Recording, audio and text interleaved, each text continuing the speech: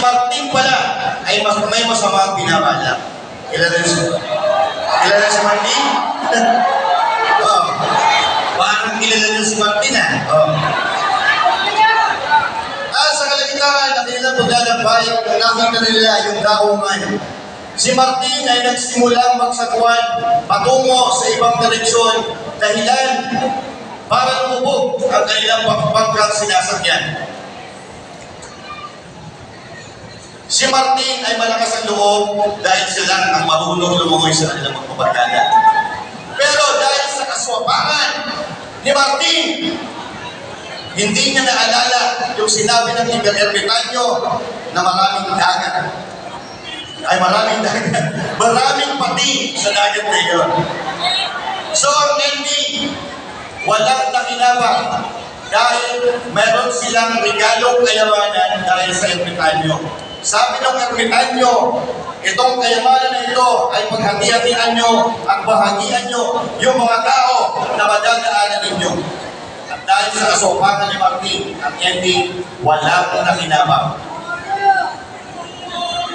Swapang si Martin, di ba? The moral of the story is that hindi po tayo makakarating sa ating paroroonan kung magkakaibang direksyon ang ating pagsasagwan. At hindi magwawagi isang grupo o isang kaharian kung may kasama kang swapang na iba ang gustong puntahan at pangyari.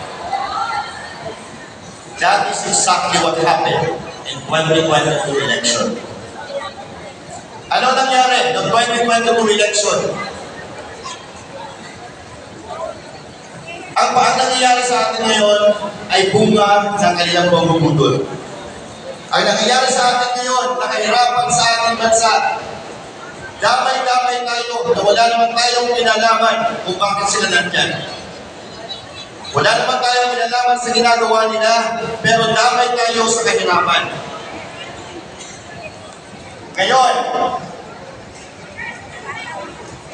ginamit nila yung salitang unity para maganda pakinggan. Nilindang tayo sa mga bait-baitan, pero sa likod pala ng bait-baitan na yun, may masama silang bala. Kawawa si Inday. Kaya, kailangan natin ngayon ng matitino, maasahan ng mga bagong politiko. Sa makatuloy, kailangan natin yung ermitanyo.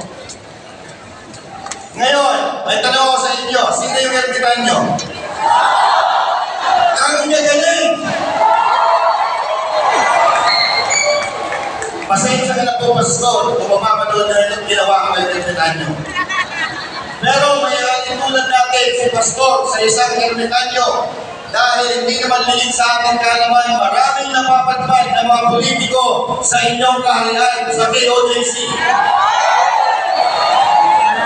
Humihingi ng tulong na nangyari para sa ating bayan. Pero ano nangyari? Ginamit lang pala para makuha nila ang kanilang gustong mapuntahan. Kaya mga kababayan,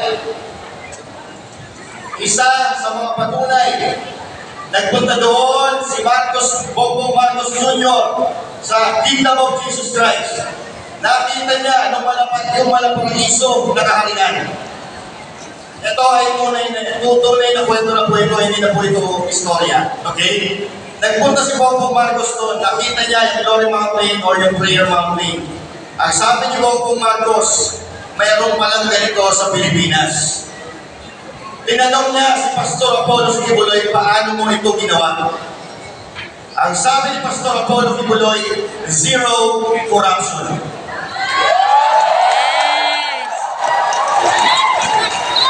At yun, sa tingin natin, ay hindi nila ginagawa ngayon sa kanilang gobyerno.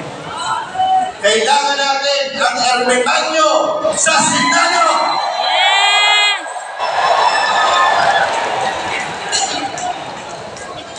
Now, lahat po kayo tayo dito alam natin, si Pastor Apollo Kibuloy, inalay niya ang kanyang buhay, lahat ng kanilang resources para itulong sa mga politiko na lumalapit sa kanila.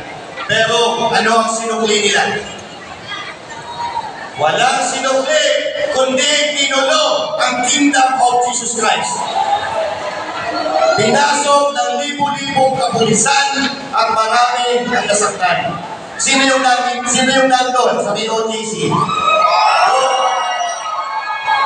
Marami. Sa kabila na magandang ginawa ni Pastor Apollo Sibuloy, yun ang ginanti nila. Pilit binabaw ang prangkisa, hindi naman may paliwanag kung ano ang dahilan. Dahil ang SMNA nagsasalita ng pantay, tama at patas, sila ay nasasaktan. Bagamat si Pastor Apollo Sibuloy tumatakbo sa Senado, ako'y naniniwala na sa kanyang kakayahan, talino at abilidad, mag-i-impluwensya niya ang mga politiko sa gusto natin dapat tumatakbo. Yes!